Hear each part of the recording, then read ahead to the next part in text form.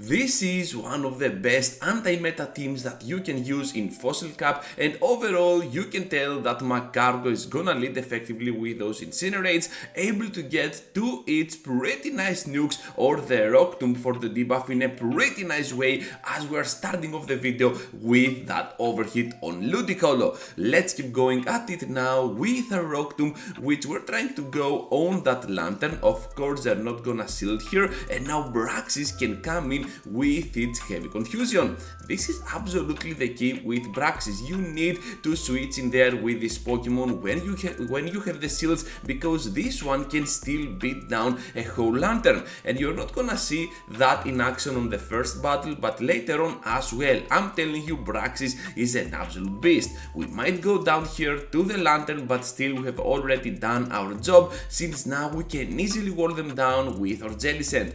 Jellicent is another big threat to the entire meta of Fossil Cup, and that's mainly because of its ghost typing, able to destroy down all of those fighters. And guess what? Fossil Cup is a Poliwrath meta after all. So we're just gonna keep going at it now with our serves, because all we need to do is to land at least one and then finish them off with Incinerate, and that's why I'm switching out over here. But my opponent decides to go for the move. Down we go to the drill run, and now Jellicent has the easiest job to do, able to destroy them down with the surf on the Lantern, and right after, one Hex will most likely clear that Escavalier out of our way. That was a pretty close one, but now let's keep going at it against a Jellicent lead. So at this point, I want to ask you, which one is the perfect anti-meta Pokemon, the ideal anti-meta Pokemon for Fossil Cup? I'm pretty eager to see your response in the comment section, because I have a pretty nice anti-meta team here, but sometimes it feels like that I lack some extra coverage. So write down in the comment section, perhaps we can help each other over here, especially with our knowledge on PvP. Anyways, now with that Jellicent able to finish us off, now we can easily come into the battle with Macargo, and by blocking once we can charge up one crucial Incinerate. At the very end, Lucario emerges, and that is absolutely awesome, and even though we had a very bad lead, we still managed to emerge victorious because of our Jellicent remaining at the very end. Force Palm is not enough at all. Into the next game now with a Ferrothorn up in front. This is obviously the best lead that you can get, because Escavalier still has at least a Drill Run or the super effective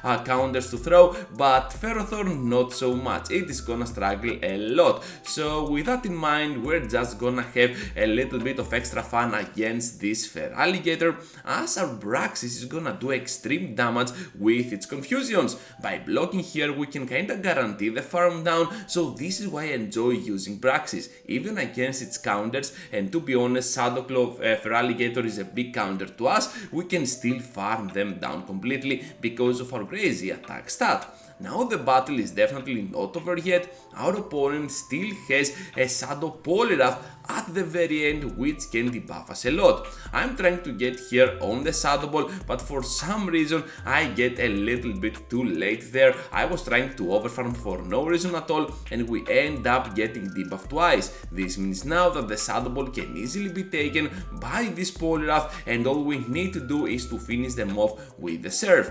However, they end up surviving after all of those debuffs. Hopefully we can still farm down. Ferrothorn now comes in, and we need to push for some extra damage on that Ferrothorn with the Shadow Ball. We get the shield, and this is absolutely crucial right now. They have to get to the move. We can survive. This is absolutely awesome, because now Macargo can get on that overhit, finish them off, and that's gonna be a fantastic one for our team.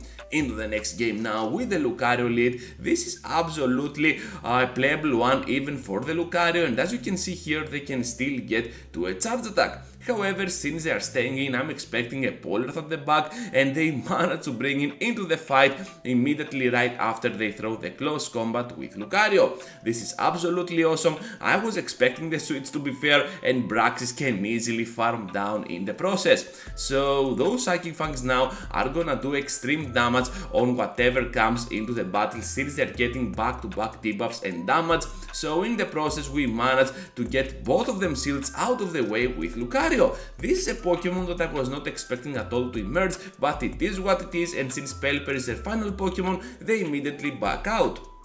Into the next game now with another Ferrothorn on the lead. I'm telling you, this team is the perfect anti-meta example that exists in the meta of Fossil Cup, but if you have anything else to offer, write down in the comment section. I'm pretty eager to see your responses. Anyways, back to the commentary now, as we're having the Sad Ball over Poliwrath to one-shot them down, and now Ferrothorn returns into the game. This is absolutely awesome because now we have some energy to throw. They cannot farm down completely, which means that at some point they might be in deep trouble and they have to throw some energy. And look at that, here it comes, Power Whip for the knockout, we don't care much, and now we're just gonna switch out on our Magcargo. Actually not switch out, gonna bring it into the fight, and as soon as we get our hands on the Rock Tomb, now it's a perfect opportunity for us to block once and completely farm down with those confusions. Perhaps we need to block once more, so by realizing that, I decided to bring them to no HP with a Psychic Fangs, and since we can get a shield out of the way, I feel pretty comfortable here by blocking once and still guaranteeing the farm down.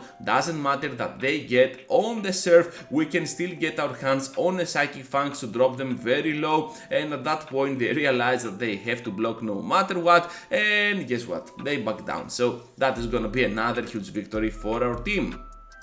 Into the next game now with Ludicolo up in front. This is arguably the worst lead that you can get. Even a Lantern is gonna be playable, but this one not so much, especially when they start blocking. So by getting the debuff, I decide to switch out on my Braxis, and they have a Mawile with Firefang. So it looks like a pretty fast attack team. So let's see how this is gonna go, because I'm expecting the Iron Head here, but we end up getting destroyed down by the Poliwrath. For some reason I forgot that Poliwrath exists, and this is kind of a deal breaker. Anyways, we still managed to farm down with our Magcargo some crucial energy, and I know that whatever comes in has to face the wrath of our Overheat, so that we can stall a little bit more and then switch out on our Jellicent. The switch timer was not ready yet. Anyways, now with our serve we can easily get the shield here out of play, because they want to protect their Ludicolo till the end, and we cannot get quite on the Sad Ball, which is kinda sad, and down we go now to this Ludicolo. Ice Beam here for that shield breaker, but to be fair, they already have outplayed us. Into the next game now, Magcargo against the World, Magcargo against Poliwrath, one of the worst leads that you can get, and we're switching out on Braxis.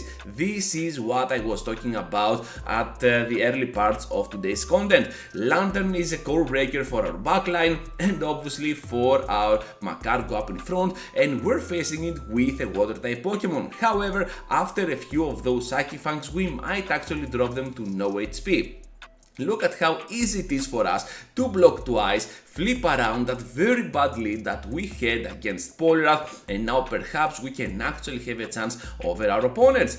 Almost getting to another Psychic Fangs, which is crazy, and now Jellicent is gonna face Poliwrath. With that in mind now, we can only hope for the best for the final Pokemon, and Braxis is a Pokemon that most people are not gonna expect that easily. Anyways, now with the Shadow Ball we can do so much damage on their end. Down they go, but before they do, one more Icy Wind is coming across our faces. So it doesn't matter at all. Ferrothorn now comes into the game, and guess what, trainers? We can easily incinerate them down with our moves. Flash Cannon can easily be managed by our HP and our defenses, so down they go to the Incinerates. Kingdra now is a problematic lead as well, but hopefully our backline might be the key over here. Our opponent though responds with a heavy counter switch on Ferrothorn, which means that they can resist pretty much whatever we throw, but Crunch is gonna be a neutral move. So I decided to go here for the shield because I get the feeling that I can force the one shield scenario, and at the worst case scenario we're just gonna go ahead and drop them pretty low. So now with Magcargo coming into the game, we can start a little bit more so that Jellicent can somehow return into the game against Kingdra at some point of the game. Seeing the Kingdra coming in, now we can throw the Rock Tomb, and this is one of the few incidents that I was hoping to have something like a Stone Edge on my arsenal, but it is not gonna happen. So at the very end, the Scavalier comes into the game, and this is not that great because now Kingdra definitely has the upper hand, especially with that final shield into the game. Able to completely farm down here with our moves. I'm just gonna let the move go through because this might be an Octazooka, but at the same time this is my worst mistake because not only we cannot survive, but also by blocking here they can easily farm it down completely. This is absolutely disgusting because we were getting super close to another Rock Tomb, but it is what it is and my opponent absolutely outplayed me. Ferrothorn up in front, Jellicent on the switch, and we're just gonna countermeasure with our own Jelly. So here comes now a Shadow Ball on what seems not like a CMP. They were getting a little bit of extra farm there, and I'm just gonna call it not gonna be a Shadow Ball. They definitely want to have the upper hand with the baits, and now by blocking here we can easily get our hands on the next Shadow Ball much faster than them and perhaps on the CMP. So down goes now a nice chunk, actually the second shield. I was hoping for the knockout, but since they want to go for the two shield scenario, I guess this is my perfect opportunity to get on another Shadow Ball and finish them down. That goal on Surf was absolutely clutch, and now we can have that very good lead on our side once again. And before we go down, one more Shadow Ball for that poor Ferrothorn. Are you kidding me? We're doing so much work with Jellicent today, even though I was here to go for the Praxis showcase. Perhaps I need to make a thumbnail around Jellicent. Anyways, now with the Rock Tomb we can do so much damage on that poor Mantine, and of course go ahead and apply the debuff. With that in mind, now we can survive much easier those aerial aces and perhaps completely farm down in the process. Praxis is crazy here, even though it is glass it can still deliver on the Mantine, and with the crunch on the Ferrothorn, getting that final victory for today's content in the most effective way possible. So that is gonna be all for today. Before you go, leave a huge like, subscribe to my content, and I hope to see you all into the next one.